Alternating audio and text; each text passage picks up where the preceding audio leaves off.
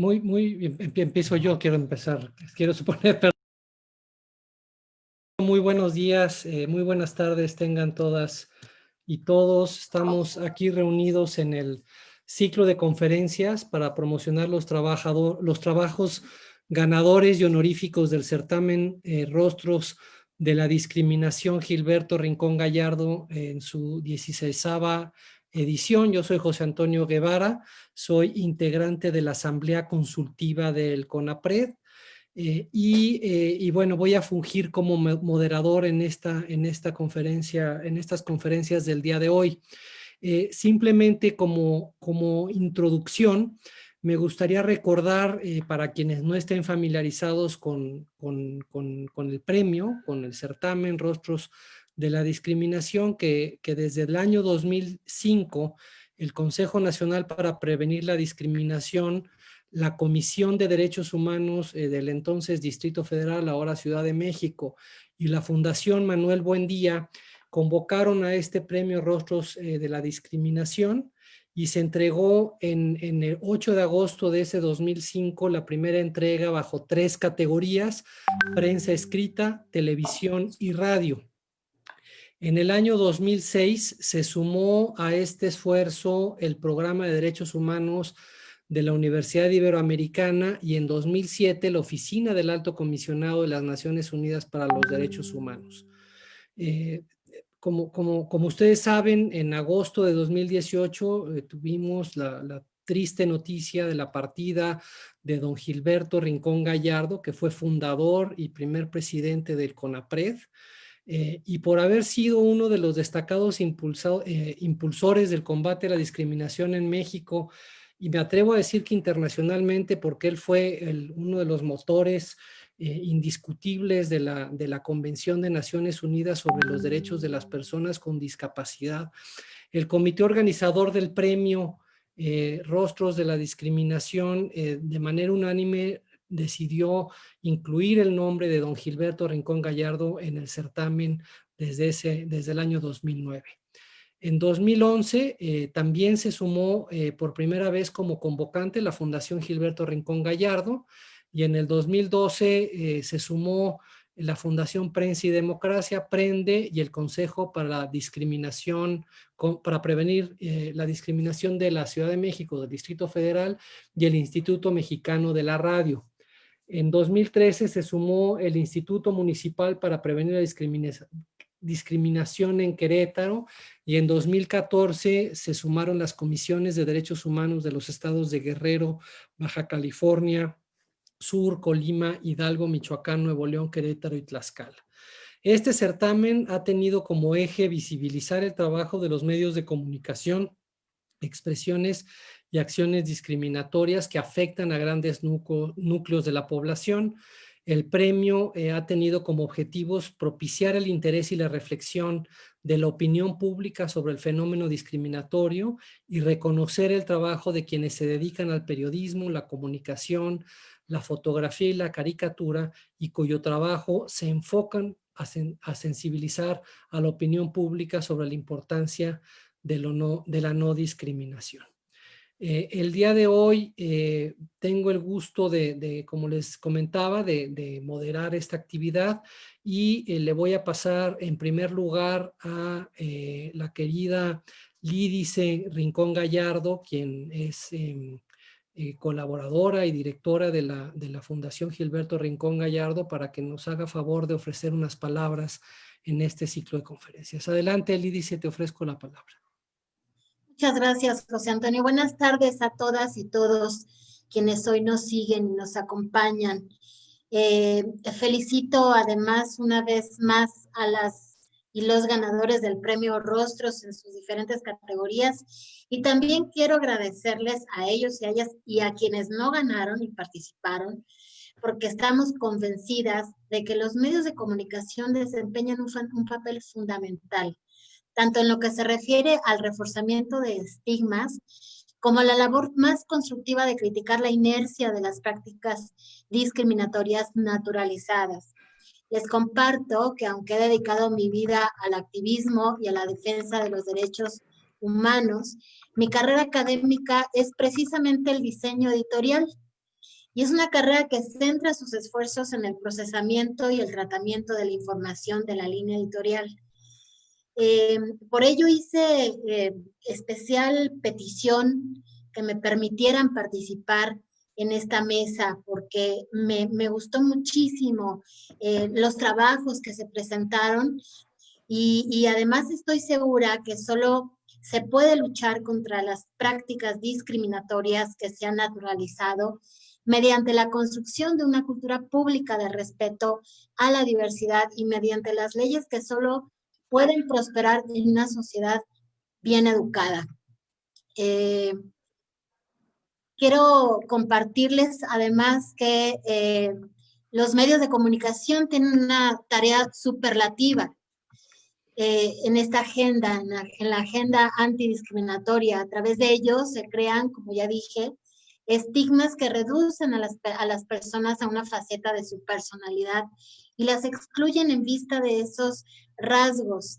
Pero también son los medios los que pueden generar los espacios de revisión de esta cultura institucionalizada de la exclusión y dar voz a todas las formas de la diversidad. Por eso tiene sentido, perdón, olvidé apagar el celular. Por esto tiene mucho sentido visibilizar el reconocimiento de aquellos contenidos, aunque debamos aceptar que todavía constituyen más bien la excepción a la regla discriminatoria que desde los medios de comunicación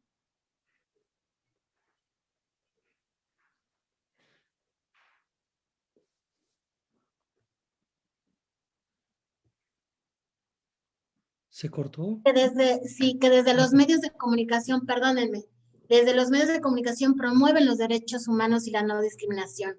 En el terreno de los medios de comunicación, la construcción de una cultura de la no discriminación resulta particularmente relevante en virtud de la enorme responsabilidad que quienes disponen de tribunas públicas tienen en la formación y consolidación de los valores del respeto a la diversidad y la inclusión, porque la discriminación, sabemos todos que se forma de manera espontánea y se expande y se reproduce de manera inercial.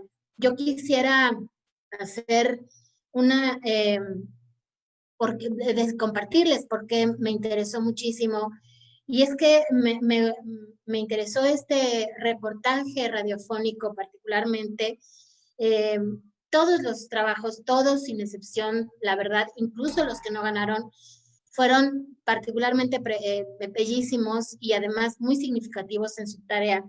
Pero a mí particularmente me gustó mucho porque justamente lograron una narrativa que conjuntó de manera magistral, a mi juicio, muchas características, pero de manera, es decir, se fueron desde lo positivo, que fue primero, y voy a ver, hice algunas anotaciones, fueron desde exponer cómo es que las mujeres se fueron empoderando y fueron teniendo algunas acciones, ¿no? En positivo, en favor de su comunidad de Cuetzalan, en favor de los derechos humanos, cómo es que expusieron sus usos y costumbres, sus textiles a través de este reportaje, y cómo expusieron y mostraron esta organización colectiva, ¿no? A mí me gustó mucho cómo lo fueron construyendo, cómo fueron construyendo esta narrativa.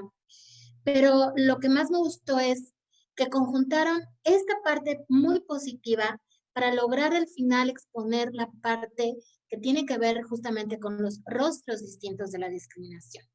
Y es precisamente lo que nos ayuda a nosotros a construir una cultura distinta, a hacer visible estos episodios y cómo lograron mostrarnos las distintas violencias que se viven en estas comunidades y las personas indígenas y las mujeres, sobre todo desde la cultura patriarcal, porque precisamente son las personas indígenas las que reciben la discriminación múltiple. Entonces, aquí en este reportaje logran mostrar no solamente esta parte negativa, sino cómo llegan de lo positivo, ¿no? a esta parte negativa. y a su vez logran exponer cómo es que estas violaciones a derechos humanos que se derivan de la violencia tanto estructural como la clásica que tiene que ver con la familiar, derivan en distintos derechos humanos que tienen que ver con la salud, con la justicia, el trabajo, hasta desembocar incluso en la discapacidad psicosocial. A mí me pareció de verdad, esta construcción de la narrativa me pareció increíble, increíble cómo mostraron en este reportaje la manera en que han tejido las mujeres en este empoderamiento, cómo ayudarlas y ayudarse en su comunidad después de que sufren violencia familiar. Pero lo más importante y lo que me gustó mucho, y lo dijo incluso una de las mujeres que entrevistaron, es que en medio de esta violencia que hemos vivido y que estamos viviendo contra las mujeres, ellas quieren construir justamente una comunidad y quieren lograr la cohesión social y una equidad entre hombres y mujeres. Esto en un reportaje radiofónico no es sencillo. Y lo digo porque de verdad me pareció increíble cómo es que lograron exponer tantos elementos con una perfecta narrativa, una coherencia en el discurso muy, muy buena. Y bueno, sí me pareció importante decirlo y exponerlo. Entonces, y volviendo a nuestro tema, como les comentaba, es fácil y hasta mecánico discriminar al que es diferente, ¿no? Lo arduo es precisamente construir una cultura de la equidad capaz de dar a cada uno el lugar digno que le corresponde en la sociedad. Por ello es que creo que sin medios de comunicación conscientes de su compromiso con la promoción de la no discriminación que define la primera de las cláusulas constitucionales y sin la reforma de las instituciones democráticas para hacerlas partícipes del espíritu de la inclusión social, no asistiremos a la construcción de una sociedad de iguales. Para no discriminar es necesario reconocer al conjunto de los seres humanos su derecho legítimo a poseer una cultura propia y expresarla a través de prácticas y construcciones valorativas que dentro de los límites que impone la ley permitan decidir a cada persona que tiene el control absoluto sobre su vida y sobre la manera de relacionarse con el mundo. Ya lo he mencionado antes y lo repito ahora, mi padre, Gilberto Rincón Gallardo, siempre prefirió un régimen de libertades a la censura y como él decía, a excepción del Estado Constitucional de Derecho, nada es sagrado frente a la libertad de expresión y la no discriminación. Y bueno, escogí justamente este reportaje ganador y creo que tiene esta enorme cualidad de mostrar los distintos rostros de la discriminación de las mujeres indígenas con una práctica positiva y con una narrativa, me pareció excelente.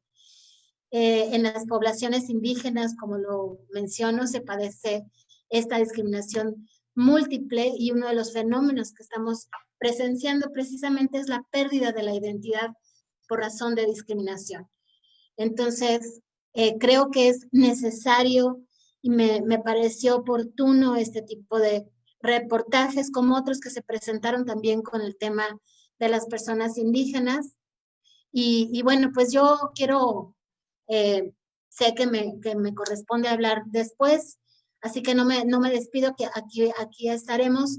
Sin embargo, quiero agradecer una vez más a todas las instancias y a todos los que participaron en este concurso, porque finalmente el CONAPRED, el Consejo Nacional para Prevenir la Discriminación, tiene una ardua tarea y es una tarea de todas y todos quienes participamos, quienes convocamos este concurso, instancias públicas, organizaciones como la Fundación Gilberto Rincón Gallardo, promover una cultura de inclusión, de igualdad, de respeto, de no discriminación.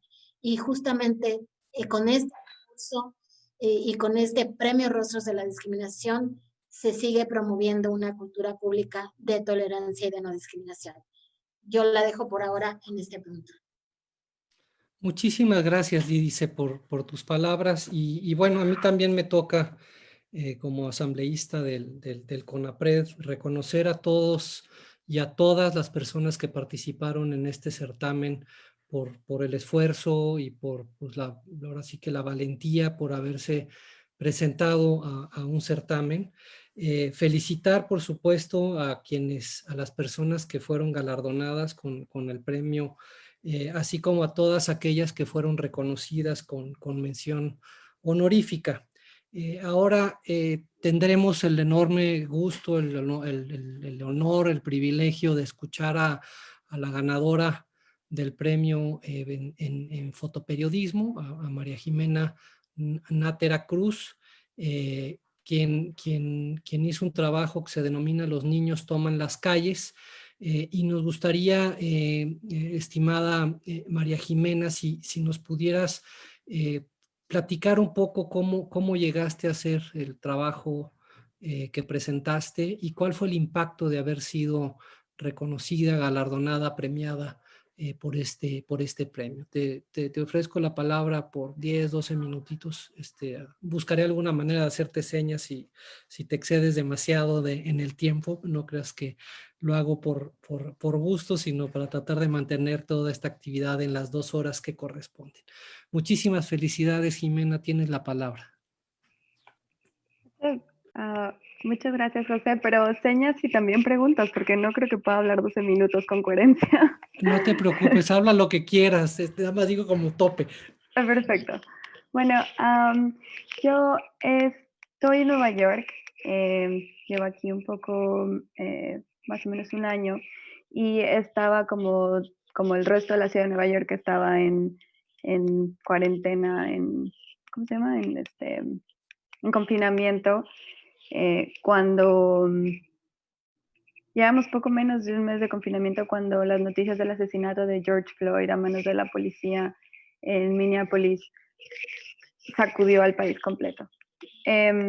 Para ese entonces ya era bastante evidente que la pandemia estaba afectando muy particularmente a la población negra, a la población de color y a la población migrante. Los más indefensos en este país estábamos siendo devastados por una pandemia que todo el mundo habla de la pandemia como el great equalizer, ¿no? El gran igualador, el gran, como una cosa que le pega a todos, pero es muy diferente estar encerrado 6 meses con seguro médico que sin seguro médico. Es muy diferente estar encerrado con seguridad alimenticia que sin seguridad alimenticia, ¿no?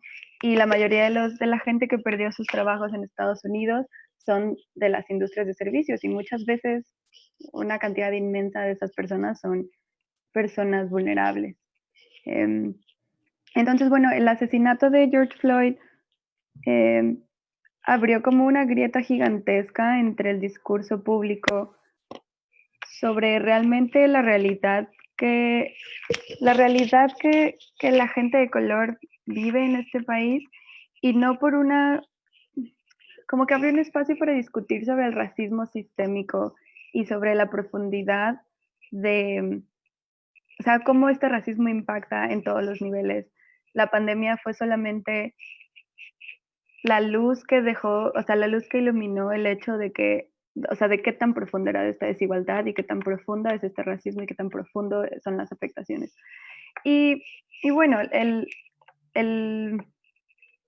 ¿cómo se llama? El clamor público por un cambio se mezcló también con un montón, con dejar espacios para abrir un montón de heridas y traumas que en este país no se han sanado, creo que en mucho tiempo. Y de pronto la ciudad, después de 1 o 2 meses absolutamente encerrados, la ciudad entera salió a las calles, ¿no? Y recuerdo que las primeras veces que hubo convocatorias para las protestas contra George Floyd, la gente tenía mucho miedo, ¿no? Incluida yo, que no había visto a más de 5 personas en meses y salí a la calle y había cientos de personas. Pero creo que en ese momento no salir a la calle, no hacer nada, quedarse adentro no era una opción para casi nadie. Era una necesidad de salir o a apoyar o a demostrar como el descontento y la necesidad de cambio. Y en todo este contexto, em, se, en todo este contexto como que hubo un espacio donde se permitió hablar de las diferentes formas en las que el racismo afecta a la gente, ¿no? En las escuelas, a través de la policía, en la seguridad alimenticia, en el derecho a la justicia, en el acceso a la educación. Y una parte que a mí me llamó muchísimo la atención fue los efectos a la salud de los niños y al crecimiento de los niños.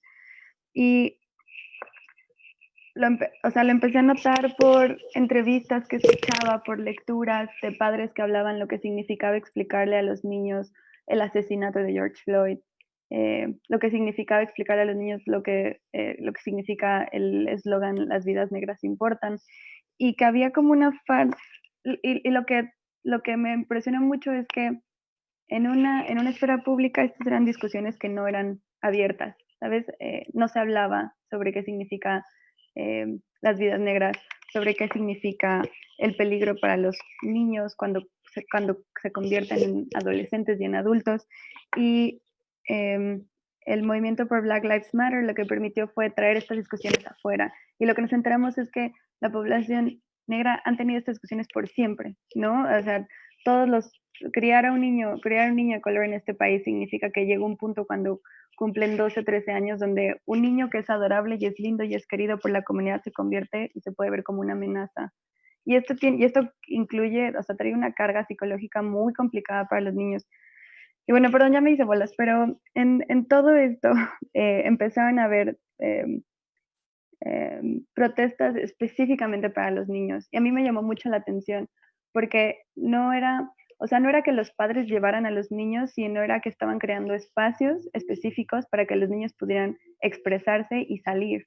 Y se me hizo como una cosa bien particular y se me hizo que la comunidad estaba dándole peso a la experiencia de los niños, que muy pocas veces nosotros como adultos notamos, ¿no? Y bueno, a través de redes sociales busqué varias protestas para y por niños y tengo un pequeño estudio portátil, es un pequeño estudio móvil con un fondo blanco que había estado usando para fotografiar a mis vecinos y fotografiar a la gente que iba a comprar cosas a la tienda, y me lo llevé a un parque en una de las protestas, y mi intención en un principio era fotografiar a los niños y darle las fotografías a los padres como, no recuerdo, pero como una forma de poder contribuir a esto, ¿no? Y, y recuerdo que la primera vez que fui, yo estaba muy espantada porque había habido mucha discusión sobre cuál era el impacto y la necesidad y el trabajo de los fotógrafos en un lugar así, y había muchos cuestionamientos muy duros a la prensa sobre cómo se estaban cubriendo las cosas, sobre por qué se estaban cubriendo ciertas cosas, sobre los prejuicios y los sesgos informáticos que tenemos los medios, y especialmente los medios y los periodistas que no son parte de esas comunidades. Entonces yo estaba realmente preocupada que fuera a ser una cosa muy complicada, pero creo que los padres estuvieron muy contentos y muy dispuestos a platicar conmigo y a dejar que los niños, bueno, y obviamente yo preguntaba a los papás y los papás le preguntaban a los niños y los niños decían sí, sí o sí, no. Y me sorprendió mucho que tanto los papás como los niños estaban muy dispuestos a ser parte de este proyecto. Eh, Hice pequeñas entrevistas junto a las fotografías, y lo que preguntaba era como, bueno, ¿por qué habían salido, por qué habían decidido a participar? Y eran dos cosas diferentes. Para los padres la mayoría de las respuestas tenían que ver con que eh, era muy complicado tener estas discusiones. Y una forma, y muchas veces se tuvieron, o sea, en este momento tenían que decidir entre qué era mejor, si dejar a los niños adentro por seguridad contra el coronavirus o sacar a los niños, y no sabían qué era peor, ¿no? Si dejarlos adentro y protegerlos contra el coronavirus o sacarlos, arriesgarse al coronavirus en un contexto muy, muy complicado, pero que tal vez era peor no participar de ninguna forma. Y para mí esto fue, no, o sea, me pone los vellitos de punta, porque son las discusiones a las que los padres se enfrentan cuando hay un sistema que discrimina de una forma tan profunda. Y para los niños era muy entretenido, ¿no? Porque las fotografías que a mí me encantan, y como cualquier fotógrafo dudo de mis fotografías y digo, esto está horrible y esto no es... Pero esas fotografías a mí me hacen extremadamente feliz, ¿no? Los niños, o sea, fuera de poner yo la cámara, los niños se paraban como querían, de repente tomaban posturas absolutamente serias, de repente se reían, no pelaban a los papás y más bien ellos como que entienden de cierta forma como su imagen y tenían un control muy interesante sobre esta imagen.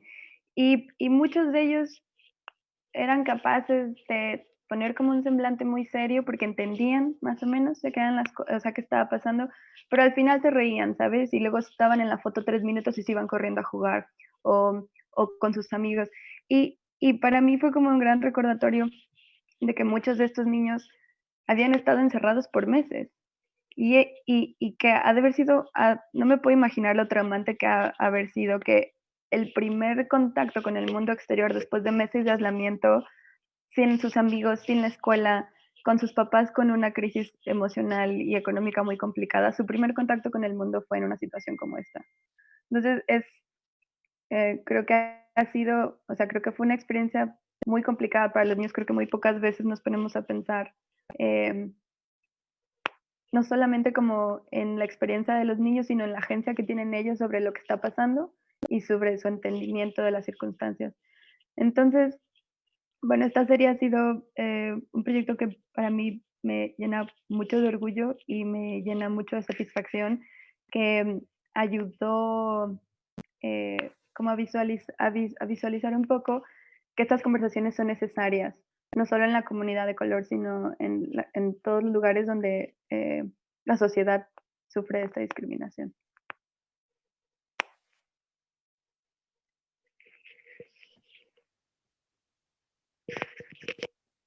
Muchas gracias, Jimena, por compartirnos tu experiencia y cómo llegaste a concretar ese proyecto tan bonito que nos acabas de presentar. Ahora me voy a permitir ofrecerle la palabra a una mención honorífica también en esta misma categoría, a Lucía Flores Mejía, con un trabajo que se refiere a que se titula Más de 4,000 enfrentan el coronavirus en la Ciudad de México sin casa, agua ni jabón. Y de la misma manera le pediría a Lucía si nos hace favor de compartir con nosotros cómo llegó a la realización de su trabajo, cuáles fueron los desafíos para poderlo concretar, y de qué forma este premio impacta en su trabajo y en su trabajo futuro. Y de la misma manera le ofrecería unos 10, 12 minutitos. Entonces, Lucía, tienes la palabra. Hola, gracias. Pues igual, justo retomando un poco lo que decía Jimena, o sea, la importancia de estos espacios y de seguir hablando de estos temas. En específico, yo trabajo en el periódico El Financiero y desde que inició la pandemia me dieron rienda suelta. O sea, yo era un chivito loco que ya no traía una agenda establecida, que nosotros teníamos que proponer cosas. Entonces, de repente, justo el trabajo del que mencionabas, lo hago a un mes de inicio de la pandemia. En ese momento donde la mayoría creíamos, o por lo menos yo creía, que a finales de año ya nos íbamos a olvidar de esto. Entonces, quería empezar a buscar historias que pudieran retratar cómo diferentes sectores de la sociedad estaban viviendo la pandemia. Entonces, para mí era todo un reto buscar temas, proponerlos y que me los aceptaran, porque el periódico, al ser de índole económico, yo sentía que me los iban a batear, ¿no? Que me iban a decir, bueno, ¿y esto a nosotros de qué nos importa o por qué les interesa a nuestros lectores? Afortunadamente tuvo una buena aceptación y la verdad es que pues así me seguí toda la pandemia. Me llama mucho la atención este tema porque Hugo López-Gatell siempre mencionaba quédense en casa, ¿no? Entonces ha sido la premisa máxima a lo largo de toda esta pandemia. Hay que quedarnos en la casa. Desgraciadamente hay personas que no lo pueden hacer, ¿no? La gente que vive al día, los mismos periodistas, pero ¿qué pasa con la gente que ni siquiera tiene casa? Entonces un día me puse a pensar en eso y dije, ok, yo me puedo quedar en mi casa, mi familia se puede quedar en su casa, se pueden lavar las manos, pueden tener todas las comodidades en casa, pero ¿qué pasa con esta parte de la población que no tiene dónde resguardarse, ¿no? Y que no es un asunto pasajero, es porque su vida se desarrolla totalmente en las calles. Entonces contacto a una asociación que se llama El Caracol, que tiene muchos años trabajando con población callejera en distintos tipos, con niños, con adolescentes, con adultos y de distintas maneras, en la parte educativa, en la parte laboral. Entonces me acerco a platicar con ellos y ante la falta de, en ese momento, de un programa o de algo que pudiera ayudar a estas poblaciones, es que ellos entran en acción, porque el gobierno se estaba viendo rebasado, ¿no? Como en muchísimas otras cosas. Entonces, lo que ellos hacían era llegar con la población con la que ellos han trabajado desde hace muchos años, entonces ya los conocen y pueden trabajar, digamos, más libremente, y les empiezan a explicar justo cómo lavarse las manos, cómo tener los mayores cuidados posibles, ¿no? Para tratar de no contraer el virus. Era curioso porque las brigadas llegaban con los integrantes de la población callejera y les preguntaban si sabían qué era el coronavirus y les decían que sí, o sea, sí estaban enterados de lo que estaba pasando. Lo primero que les decían a los integrantes del Caracol era, pues viene de otro país, viene de muy lejos y si te da, pues es muy feo, ¿no? Entonces, pues les explican cómo es un lavado de manos, que hay que ponerse gel antibacterial, les dejan bolsitas con gel y hacen pues lo más humanamente posible y dentro de sus posibilidades para ayudar a estas personas que no tienen donde resguardarse. O sea, incluso les explicaban que si ellos llegaban a contraer el virus, hicieran todo lo posible por alejarse de sus compañeros. Entonces, yo retrato esta labor, salgo con ellos justo a la calle. Ellos traían creo que la experiencia previa del H1N1, pero no es lo mismo, o sea, no es comparable en muchas cosas, ¿no? El H1N1 duró muy poco comparado con lo que llevamos viviendo con el COVID y que es a nivel mundial muy, muy fuerte. Entonces, estas brigadas salían, los acompaño y pues, lo máximo que pueden hacer es justo como llevarles jabón, llevarles agua, explicarles que por favor, si hay cosas que comparten entre ellos, no lo hagan por el momento. En esa ocasión que salimos, encontramos a un señor detrás de Metro Miscuac, un señor ya muy grande, de nombre Ignacio, el cual presentaba todos los síntomas posibles de COVID. Nosotros, bueno, ellos no lo podían diagnosticar porque al final del día no son médicos. Se tenía que hacer el proceso de informar al gobierno local, que es lo máximo que pueden hacer, y darle cubrebocas, tratar de buscar dónde se pueda quedar. Entonces a mí es lo que me toca retratar, el qué pasa con todas estas personas que no tienen hogar, que no tienen agua y que están enfrentando una pandemia sin todas las condiciones necesarias que te está pidiendo alguien, ¿no? O sea, que te guardes, que te laves las manos, que uses cubrebocas. Entonces es justo, a mí me gustó hacer mucho este trabajo, independientemente de que la situación es muy compleja, porque son las acciones que creo pues, se tienen que visibilizar. Comparado con, por ejemplo, con el sismo de 2017, que toda la gente se volcó a las calles a ayudar, pues en este caso es más complejo porque no podemos salir a ayudar, pero podemos seguir dándole un eco a estas personas que hacen estos trabajos.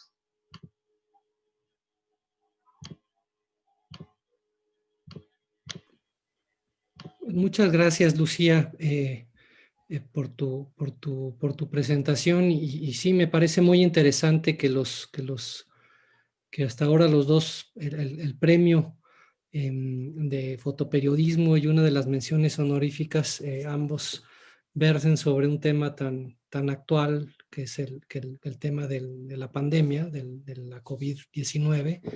Y nada, pues es para mí un enorme gusto que así haya sido, porque justamente uno de los temas que parecían no tan evidentes cuando empezaron las políticas de sana distancia y de distanciamiento social y de quédate en casa, etcétera, etcétera, eran los impactos diferenciados que había en situaciones, en personas en situación de discriminación o vulnerabilizadas. Y la pandemia pues vino precisamente a dar luz sobre estos grupos que normalmente están siendo discriminados por el sistema económico y social, pero además como la pandemia vino a afectarles de una mayor, en una mayor medida. Entonces, para mí es pues un gusto que estos dos reconocimientos, estos dos premios hasta ahorita hayan sido sobre esta temática. Pero bueno, la otra mención honorífica a la que tengo el gusto de ofrecerle la palabra es a Héctor Trinidad Telles Flores, quien hizo un trabajo de un tema también muy pues invisible para la realidad discriminatoria de nuestro país, que son los afromexicanos, los afromestizos, como lo dice el censo del INEGI 2020.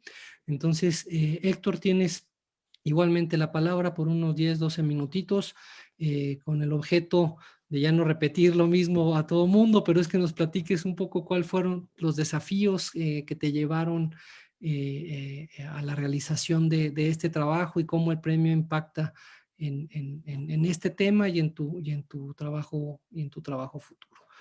Tienes la palabra, Héctor Trinidad Telles Flores, por favor. Gracias, José. Bueno, este proyecto se empezó desde el periódico Milenio, aprovechando pues, el censo que se venía realizando en todo el país en el 2020. Y bueno, hubo de alguna u otra manera en el Senado propuestas para que en el censo se incluyeran dos parrafitos, ¿no?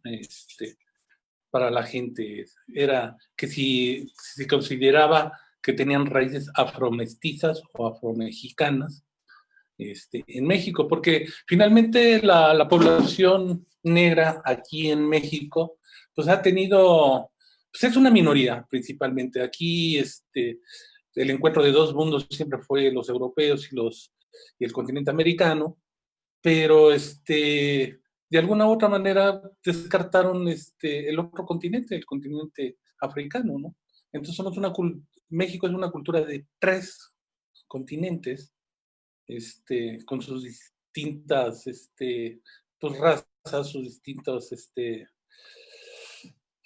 distintas vidas familiares que se han hecho. Y bueno, y aprovechando el reportaje, el censo de que estaba realizando INEGI, pues fuimos a la Costa Chica de Oaxaca, que es más o menos entre la frontera entre Guerrero y el estado de Oaxaca, Pinotepa Nacional, y ahí nos concentramos y bueno, nos concentramos y de alguna u otra manera colaboramos y trabajamos con el personal de INEGI que estaban haciendo las pruebas, toda la encuesta de la población, y los resultados fueron muy favorables. Como digo, principalmente en este censo se consideró a los que tienen origen afromexicanos o afromestizos, se les consideró que se les incluyó en este censo, esta población que ha sido de alguna u otra manera ha sido pues, lejana, sí es considerada, pero es una minoría, ¿no? Es una minoría que estamos haciendo. Entonces, pues las series, las entrevistas que hicimos, pues las hicimos a distintos grupos de edad, de edad joven, ya mayores, y también estudiantes de primaria y todo esto. Y bueno, y finalmente pues, encontramos pues un orgullo de ser afromestizo, afromexicano, y que los estén incluyendo, ¿no? Porque ha sido una raza que ha sido muy, que no ha tenido muchas las oportunidades de crecer económicamente, socialmente, y bueno, a través de esta encuesta, pues ya sabremos bien cuántos afromexicanos o afromestizos viven en la República Mexicana, ¿no? Ya se han hecho algunos censos en diferentes partes de poblaciones negras, más o menos. INEGI en el 2015 hizo algo similar y pues estamos viendo que pues, es una población más de 1 millón de personas, ¿no? Y entonces, y hay en 4 estados de la República Mexicana están concentrados. La mayor población que hay de afromestizos o afromexicanos están en la población de Guerrero, en la área de Costa Chica, que la comunidad más grande se llama Coajinicuilapa, y por el otro lado de Oaxaca, también la Costa Chica, pues fuimos a Pinotepan Nacional, donde pues hay varias poblaciones como Corralejo, que fue parte de los poblados que fuimos a hacer las entrevistas, Collantes, Santa María Ortijo, Llano Grande, y entonces pues el resultado fue muy satisfactorio. Entrevistamos tanto pescadores como capataces, como gente que se dedica a la ganadería, poblaciones sociales que se dedican a la educación.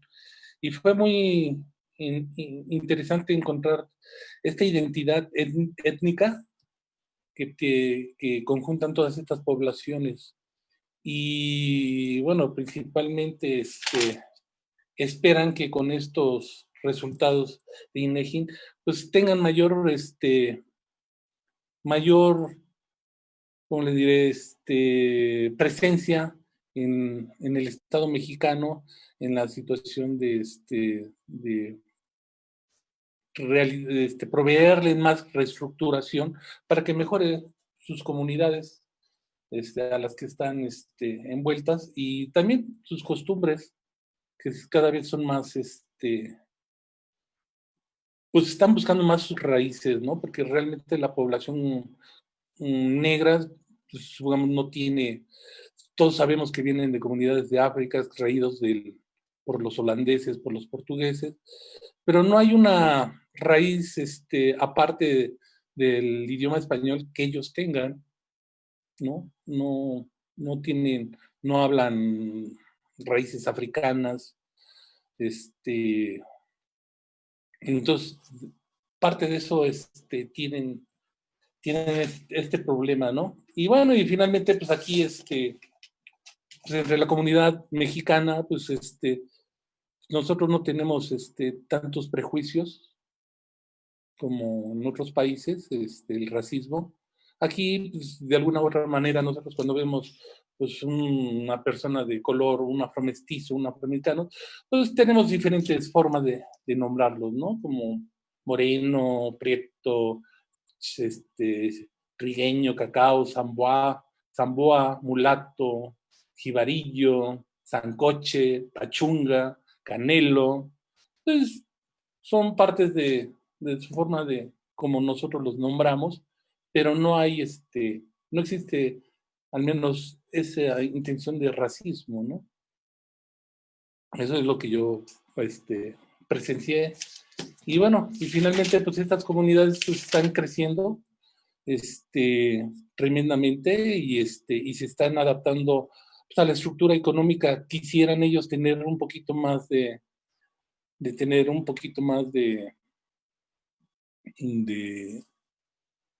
que los incluyeran en otros programas, pero también que tuvieran un desarrollo comunitario un poquito más, porque lo que han tenido estas comunidades durante casi 2 siglos que han estado viviendo aquí en México y que se han desarrollado, es parte del maltrato, pero son partes de las necesidades de mejorar su situación laboral, ¿no? Nosotros vemos pues, que son campesinos, que son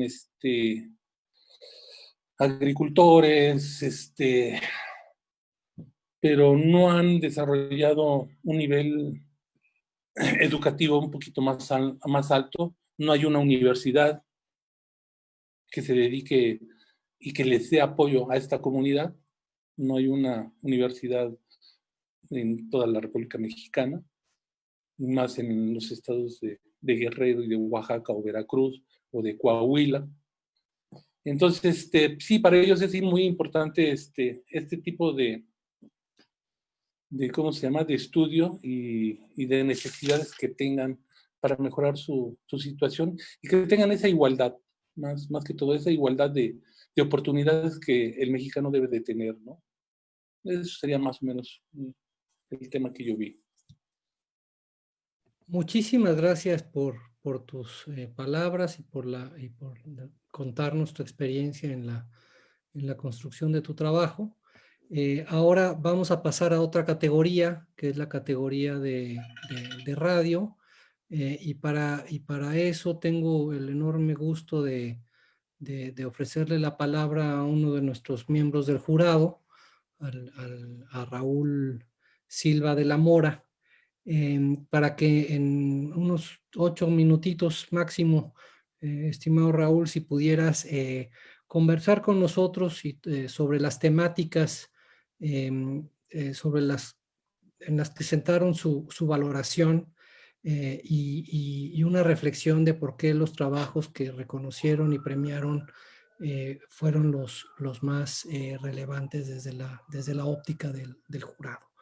Y después le pasaremos la palabra, por supuesto, al ganador, y a las menciones, a las 2 menciones honoríficas. Entonces, tiene la palabra Raúl Silva de la Mora como miembro del jurado.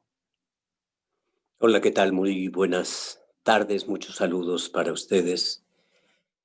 Pues, en primer lugar, yo agradezco el haber sido convocado para participar como jurado de este premio. Ha sido una experiencia fabulosa. Yo he trabajado durante muchos años en el ejercicio periodístico radiofónico y el estar en contacto permanente con compañeros y compañeras que a lo largo del país están construyendo una forma de la realidad mexicana a través de la radio, a través de toda esta multiplicación de sonidos, y en particular tratándose de un premio como Rostros de la Discriminación, tiene un significado esencial, y yo creo que la construcción de este país también pasa necesaria e inevitablemente por los oídos, porque ese es así el vínculo que es uno de los vínculos inspiradores.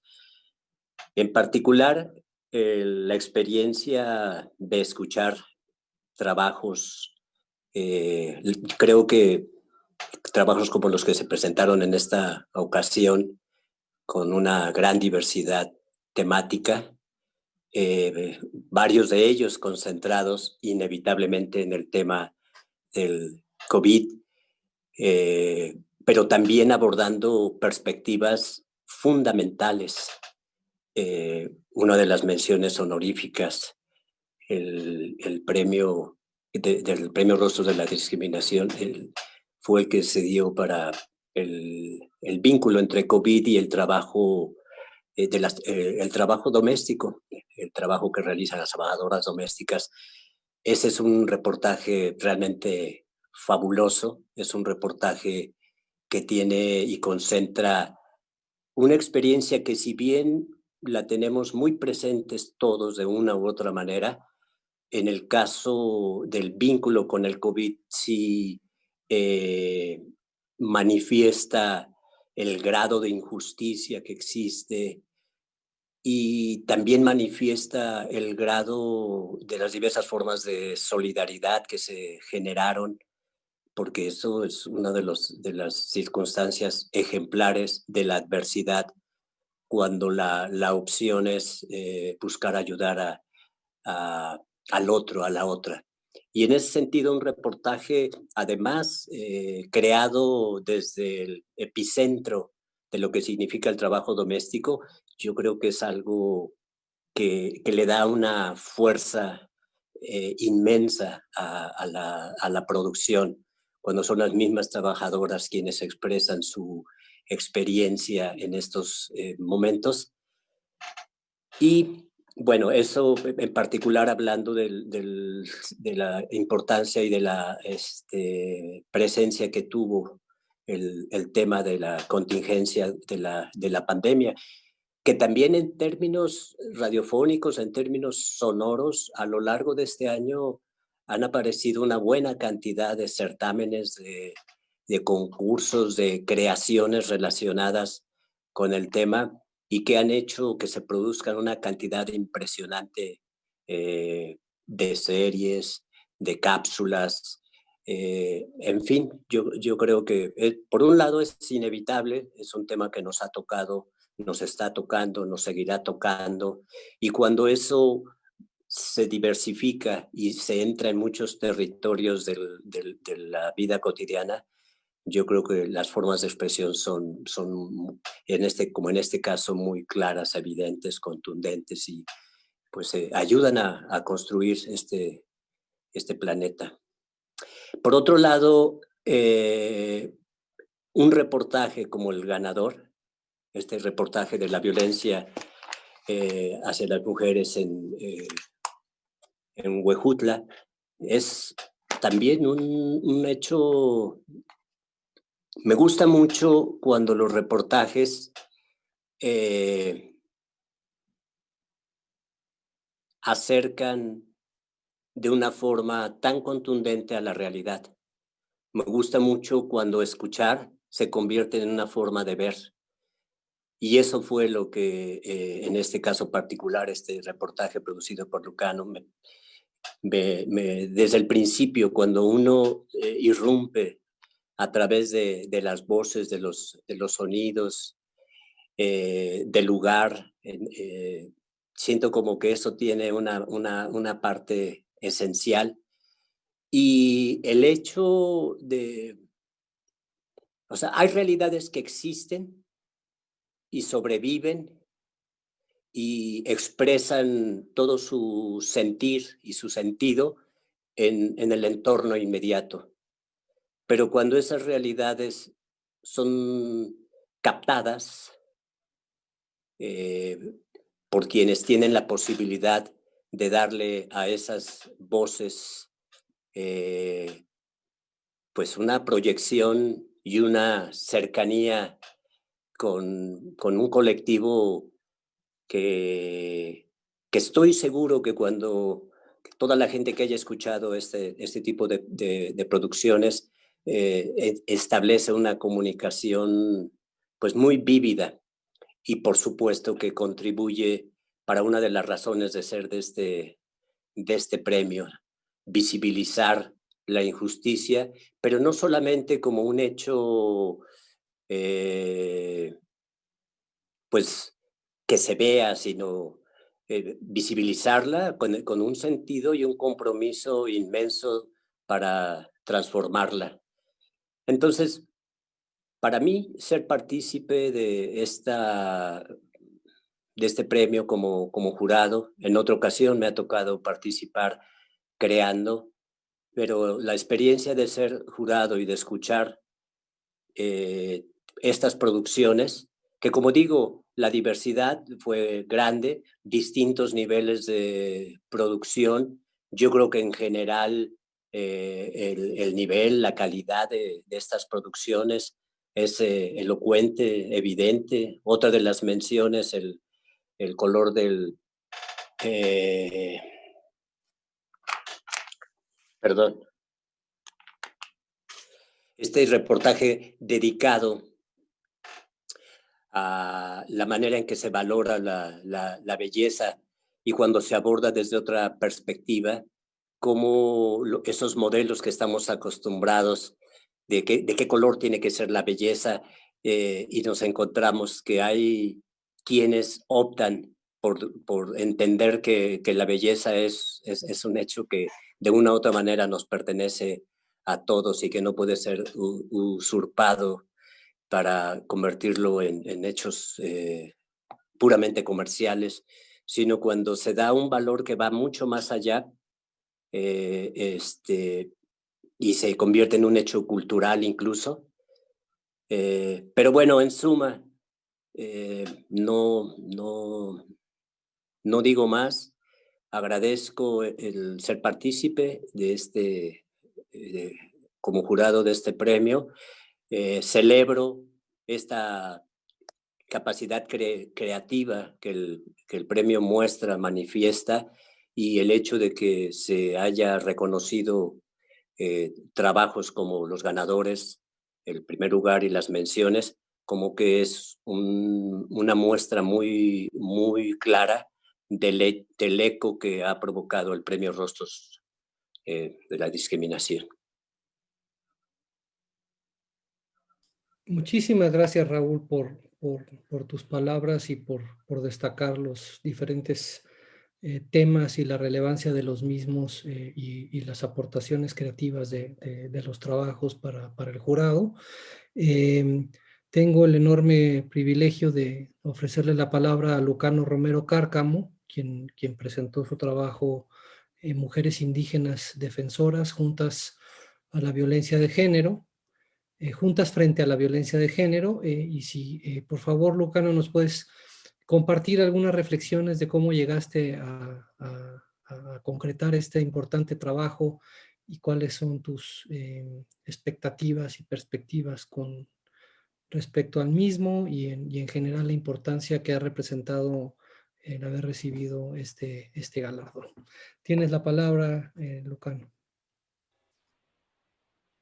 Gracias, José. Saludo con gusto a todas y todos quienes siguen esta transmisión a través de los dispositivos móviles, la tecnología digital. Agradezco mucho la oportunidad que Rostros de la Discriminación nos da de poder platicar con cada uno de ustedes y, bueno, pues compartir el proceso de producción. Valoro mucho las palabras de Elisa Rincón Gallardo, del maestro Raúl Silva, ante el trabajo que desde la Sierra Norte de Puebla emprendí hace poco más de 2 años.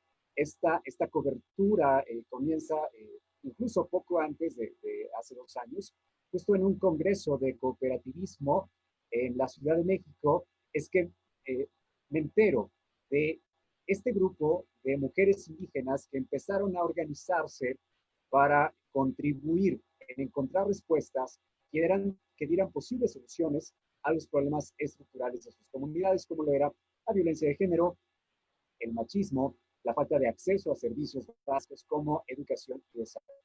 Entonces, a partir de ahí empecé a seguir la ruta tratando de descubrir cómo es que estas mujeres superaron al machismo, cómo se organizaron. Y vivo cerca de la región Tierra Norte de Puebla, en la de Cuetzalan, y bueno, pues empecé justo a rastrear, a seguir, hasta que logro contactar a las mujeres de Masehualcihuamemos en Yochicahuani, que en la lengua náhuatl significa Mujeres Unidas que se apoyan. Entonces, con ellas empezamos a trabajar la cobertura, la difusión de cómo ellas, desde prácticas tan cotidianas y comunes a la labor de artesanías, empezaron a capacitar a otras mujeres y con ello fueron también acercándoles información sobre sus derechos humanos.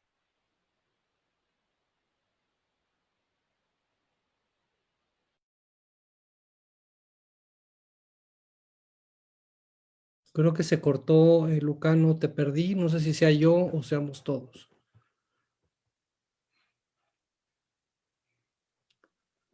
Se Por congeló acá, tu imagen. Se sí, congeló. no lo escuchamos, no lo vemos. Se congeló la imagen. Yo creo que ha de ser la señal de internet que a todos nos falla.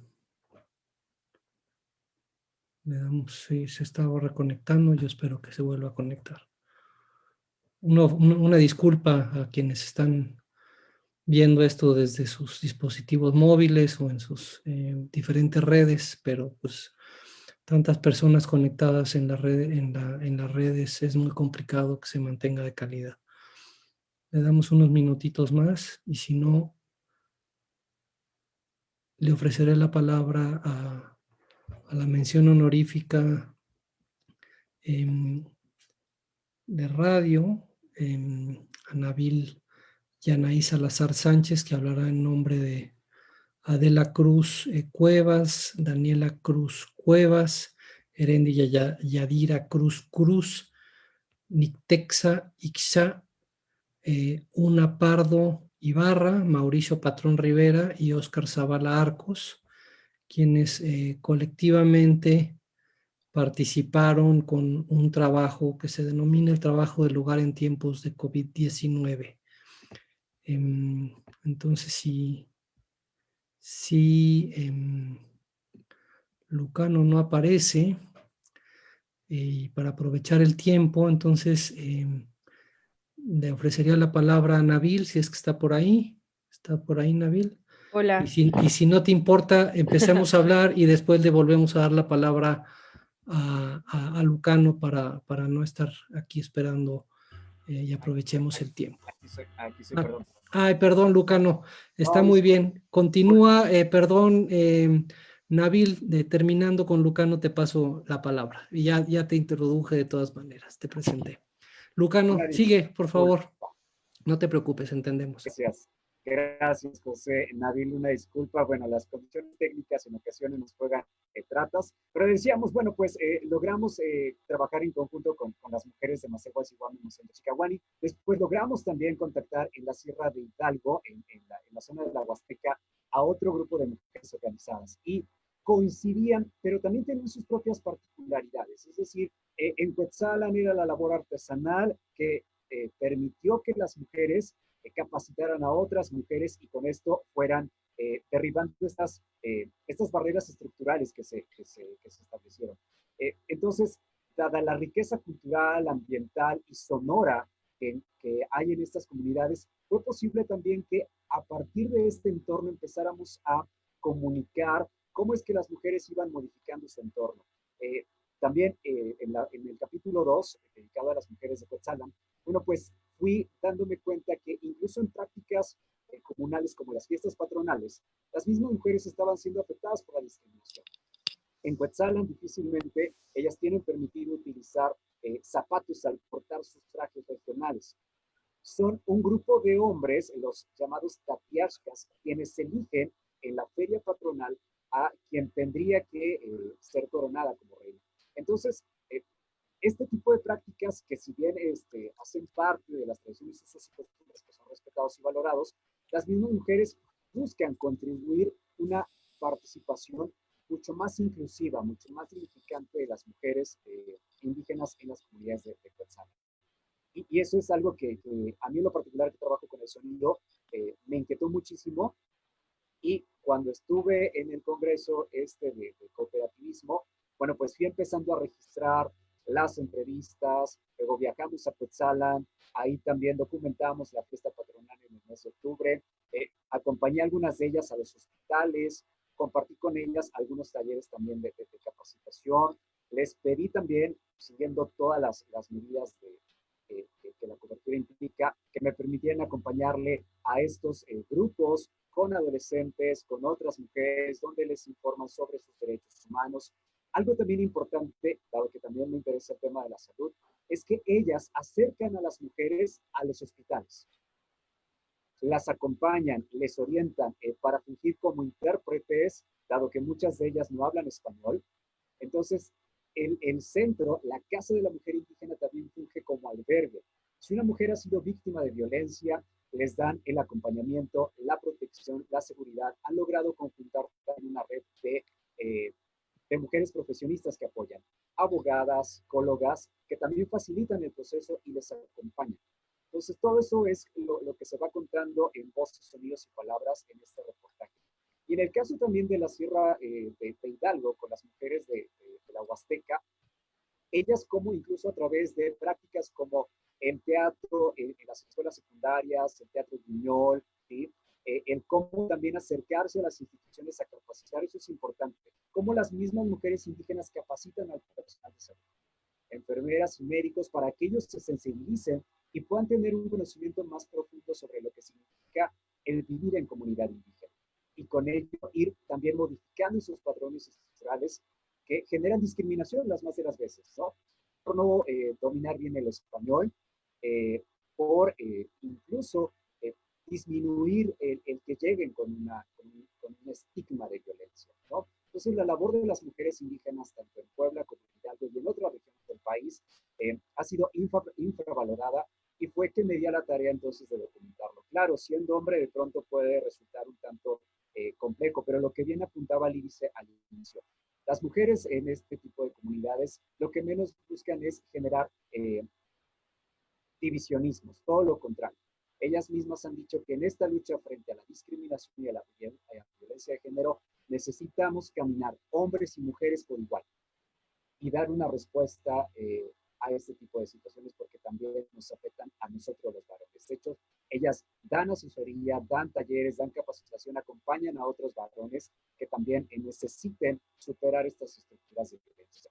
A mí como periodista me satisface el que ellas y ellos me hayan dado la oportunidad de involucrarme en sus microcosmos, en sus cosmovisiones, el acompañarles, el ser incluso respetuoso también de esa intimidad, de ese derecho al anonimato, de el respetar sus usos y costumbres, de que incluso muchas de ellas a través de intérpretes dijeran que la mejor manera de comunicarse era haciéndolo a través de su lengua natal.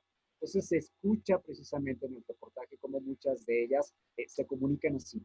Y necesitamos abrir cada vez más espacios en los medios de comunicación a los diferentes idiomas o lenguas de nuestras comunidades, ¿no? Porque necesitamos también a partir de ahí romper estas estructuras de discriminación.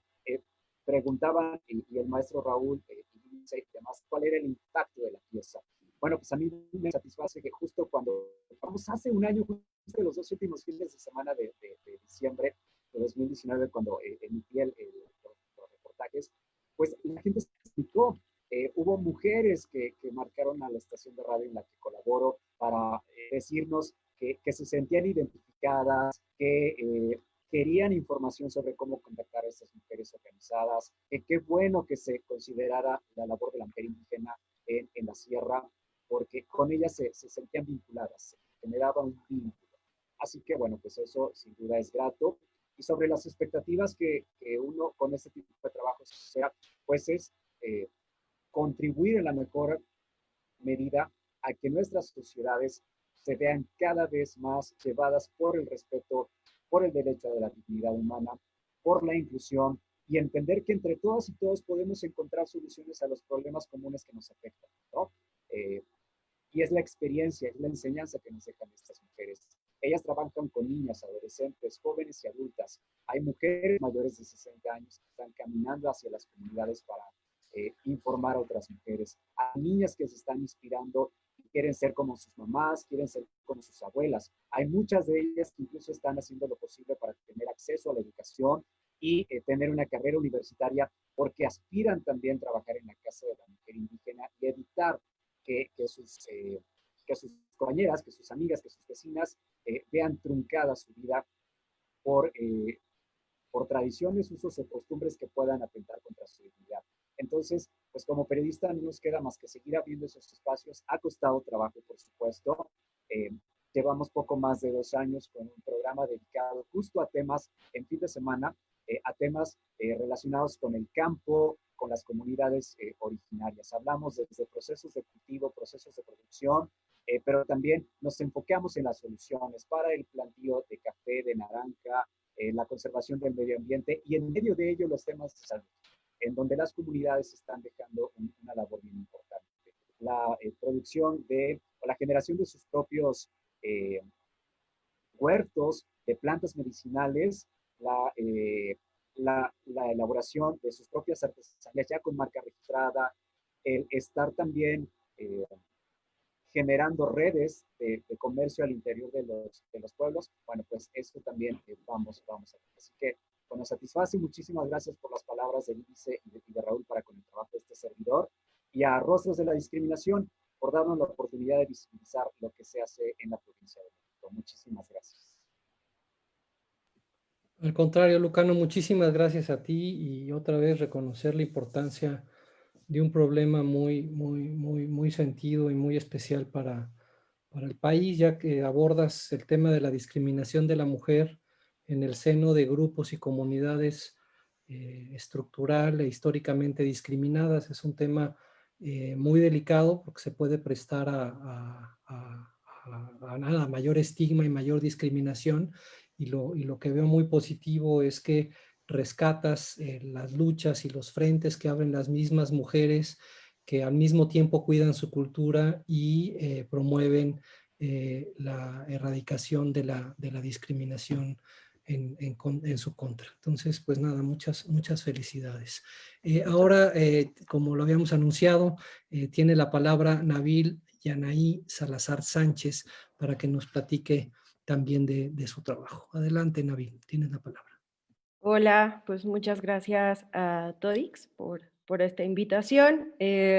Justo como lo mencionaban hace un ratito, pues estoy yo aquí, pero en realidad muchas personas vienen aquí conmigo, muchos seres están aquí presentes, porque justo el trabajo que postulamos pues es un esfuerzo colectivo, ¿no?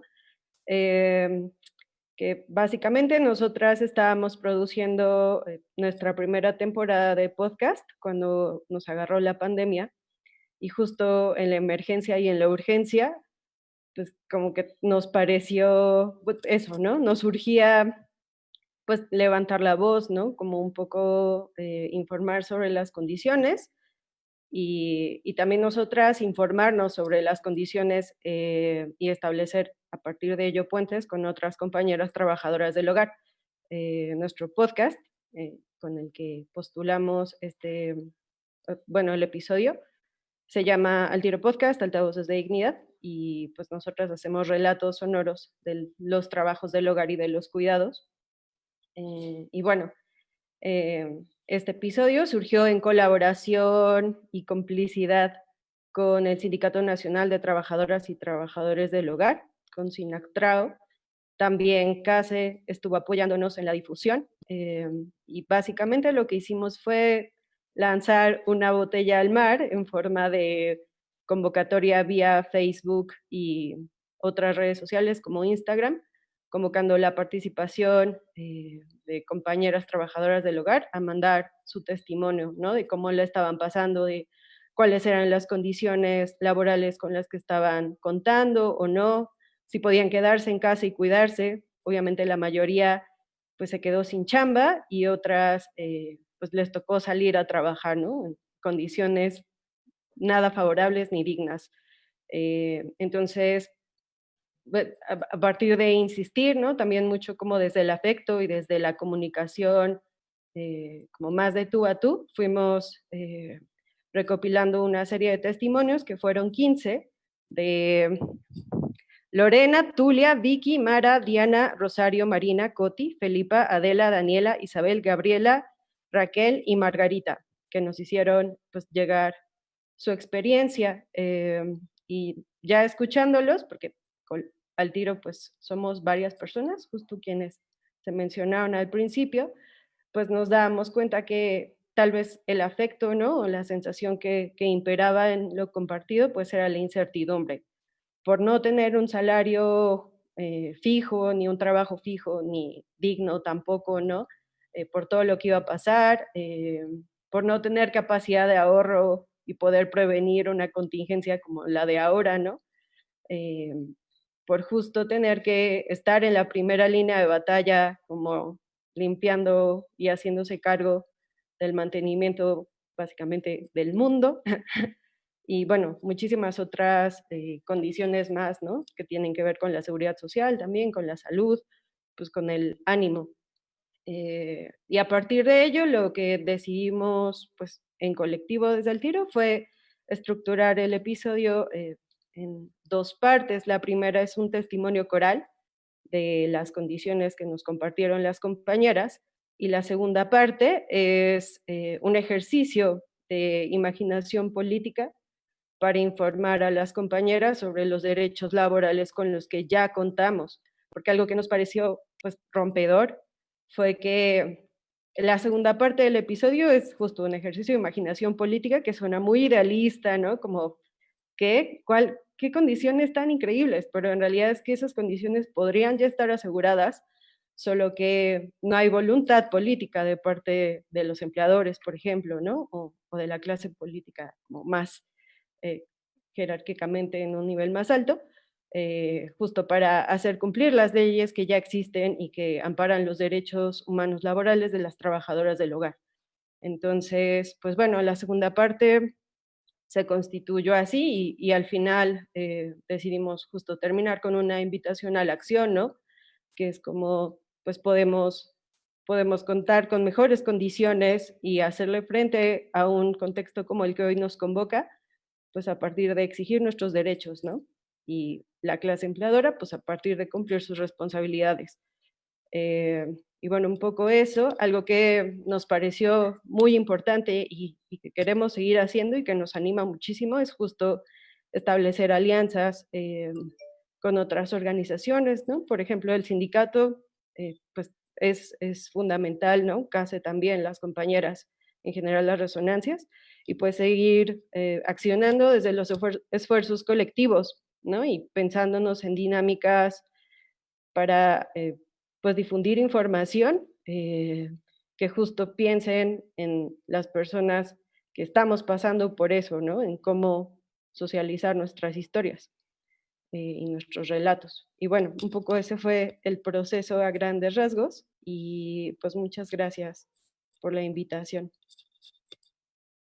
Muchísimas gracias, Nabil. Y bueno, desafortunadamente no vamos a poder recibir el testimonio de Eréndira Marcela Derbez, quien fue la otra galardonada por razones ajenas a su voluntad, no pudo acompañarnos, pero bueno, es importante mencionar su reconocimiento y bueno, destacar que es para mí, la verdad, siempre muy alentador. Yo he estado cerca del premio Rostros contra la discriminación por mis diferentes funciones profesionales y me da mucho gusto escuchar que por lo menos en estas dos categorías de las que hoy hablamos en foto y radio, se traten temas tan importantes para la agenda antidiscriminación de México, como son pues, la no discriminación contra las mujeres, la no discriminación contra las personas que integran las comunidades y pueblos indígenas y los pueblos indígenas en su conjunto,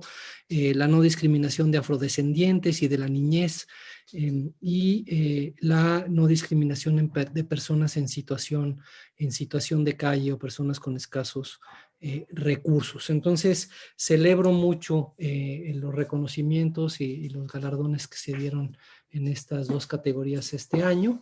Y bueno, como palabras de cierre, nuevamente le ofrezco las palabras a Lídice Rincón Gallardo para que nos pueda platicar un poco sobre cómo valora los trabajos, la relevancia de estos trabajos en esta situación.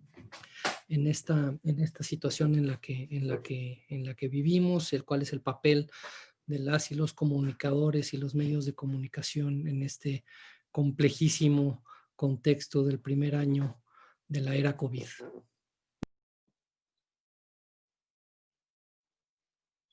Pues muchas gracias, José Antonio, y una vez más gracias a todas y a todos por acompañarnos. Y bueno, pues ratificar una vez más y después de escucharlas y escucharlos, pues que la discriminación es un tema también global, ¿no? Es un tema y un poco pensando en el trabajo de Jimena, ¿no?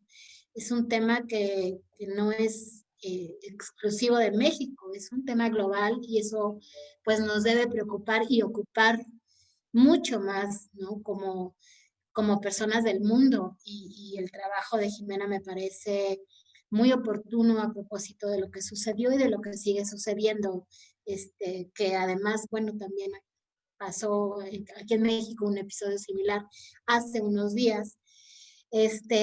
También, bueno, ver que finalmente seguimos batallando con el tema de las niñas, niños y adolescentes, un poco también pensando en el trabajo de Lucía y sobre todo pensando también en que el derecho a la no discriminación es un derecho llave, porque en efecto todos los trabajos pareciera que transversalizan todos los derechos y en cuanto se vulnera el no el derecho a la no discriminación, pues todos los demás se ven fracturados, vulnerados, violentados, y uno cuando se dedica a esta defensa de derechos humanos no sabe ni cómo pues empezar, ¿no? a trabajar con las personas víctimas de violación a derechos humanos, y lo digo porque se fractura pensando una vez más en todos los trabajos, ¿no? En el derecho a la educación, la salud, el trabajo, en fin, sin duda el derecho llave pues es el derecho a la no discriminación.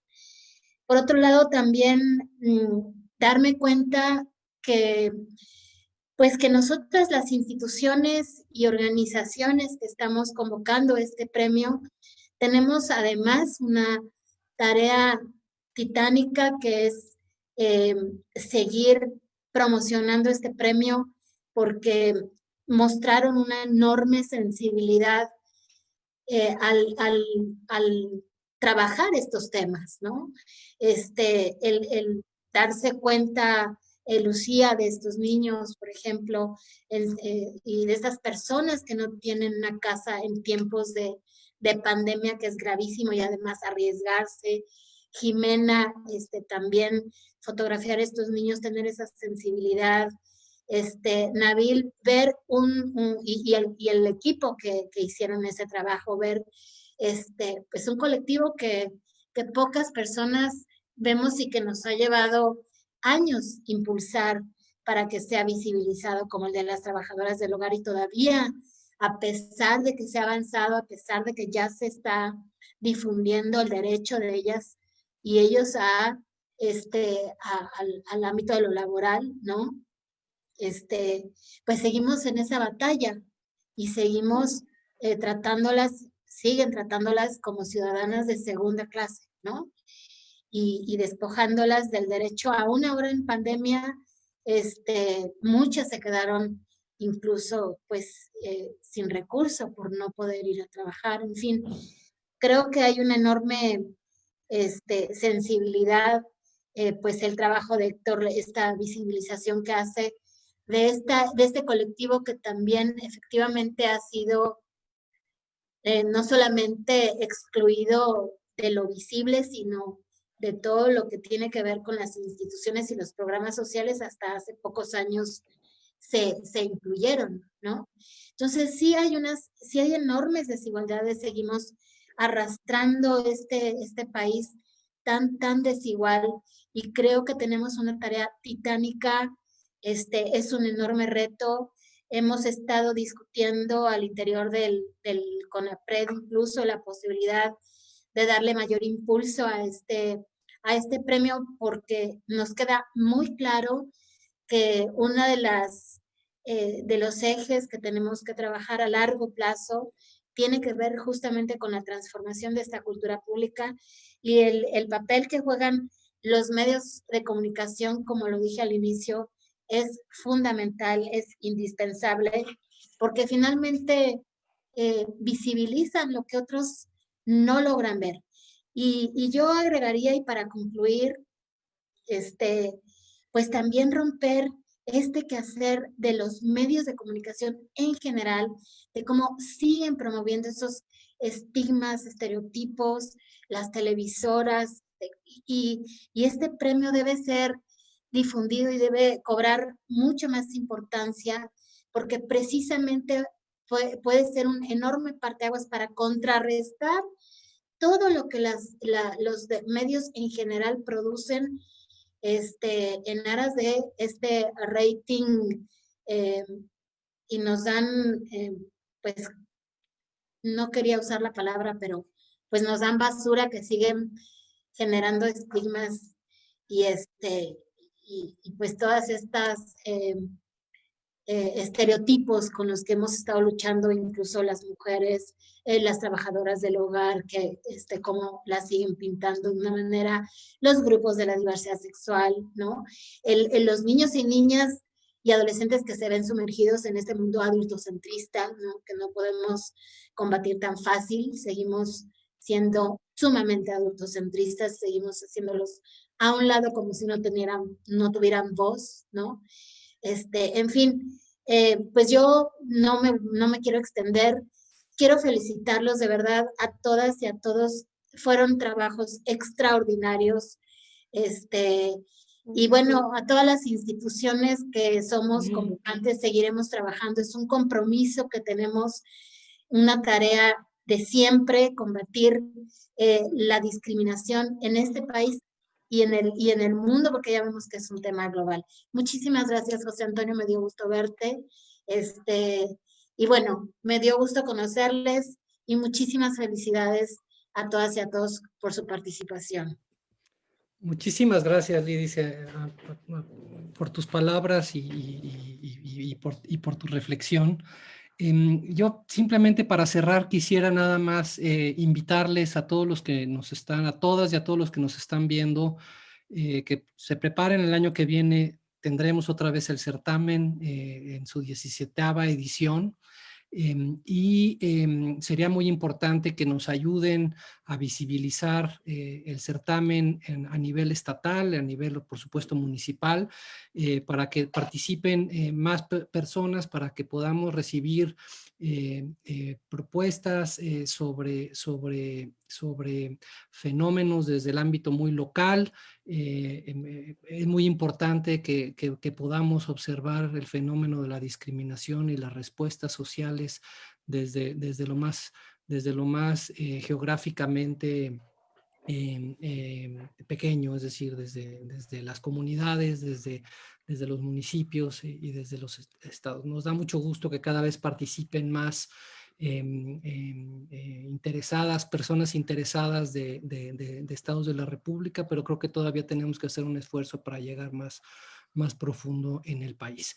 Les agradezco de verdad a todas el haberse recatado en el uso del tiempo. Ahora le paso la palabra a Raúl de vuelta antes de despedirnos. Los felicito a todas y a todas por haber participado y por haber sido reconocidos y galardonados. Muchas gracias por haber asistido a esto. Y Raúl, te ofrezco la palabra. ¿Querías decir algo? Sí, solamente algo muy breve, y es en relación a la difusión, porque yo creo que es una de las partes básicas, esenciales, y que le daría una dimensión mayor. Pienso, por ejemplo, en toda la red nacional de medios públicos, que yo creo que sí sería valioso que directamente les llegara a ellos estas producciones. No sé qué tipo de trabajo se tendría que realizar para lograrlo. Yo, por mi parte, yo trabajo en el Instituto Morelense de Radio y Televisión, y yo he realizado varios reportajes sobre Premios Rostros de la Discriminación en los distintos momentos. Y pues sí, y aquí en el premio actual, pues nuestra intención es transmitir estas producciones como parte de la programación de fin de año. Entonces, creo que sí se podría hacer como una labor. Yo tengo, por ejemplo, también vínculos con Radio Bilingüe en Estados Unidos. Entonces, creo que se podría dar una intercomunicación para lograr darle una mayor visibilidad, y lo mismo en el momento en que se acerque ya la convocatoria, poder difundir de una manera más extensiva el nuevo certamen, para poder lograr una mayor participación, porque aquí hay un hecho central, hay un hecho esencial, y que es la temática del premio, pero también está el hecho maravilloso de poder multiplicar las voces y en este territorio de la radio, ¿no? Eso sería mi comentario. Claro, muchísimas gracias, Raúl, y qué bueno que lo mencionaste, porque se me olvidó compartirles a todas y a todos que nos escuchan y que nos observan, que me dicen los organizadores del certamen que a partir del 14 de diciembre y en el mes de enero del 2021 se van a colocar en las páginas de las organizaciones, de las instituciones convocantes, todos los productos, los materiales que fueron premiados y reconocidos, para que así quienes nos interesan estos temas podamos difundirlos y darlos a conocer ampliamente. Nuevamente les agradezco muchísimo a todas y a todos su participación y su asistencia a esta importante actividad, y les felicito a quienes fueron premiados. Esperamos poder estar compartiendo sus materiales en los próximos días. Muy buenas tardes tengan todas y todos. Hasta luego.